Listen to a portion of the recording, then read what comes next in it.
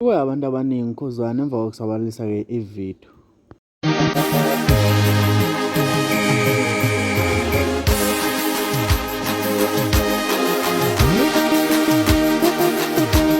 Nani kuphina kuphi la kufuneka khona lo mbuso njengamanje ukubingelela yona-ke uMathinto Wacuza intombi zomqomela amahlaka abanye zibaqomela imali ethi bowazi ngana wethu ngabe usuku lakho lokuqala la ngicela wenze kulungela upress wona-ke usubscribe button share uphinde ucomment ukhuluma konke-ke uma usubscribe ayikho imali yakhe ehambayo ukhuzani-ke ube senkingeni emva kokusabalala kwevidiyo nabaculi abafana noJaiva noSminoff babe sebesabalalisa abantu ngokusobala ukuthi-ke ukhuzani nemkhovu yakhe akafuni ukusala la kukhona abaculi uyezama yonke indlela-ke ukuthi edle trend ngana kwethu ividiyo le ebesabalele ukhuzane behleli noNjoko kanye noJaiva kanye-ke naye-ke uSminoff laphana-ke beyidlela kodwa-ke ube-ke yena ubengakhombisa ukuthi umuntu obenganakiwe-ke ukuthi kuyashuthwa ngaphandle kokumoshela isikhathi sakho umntana sekhaya asikubonise le vidiyo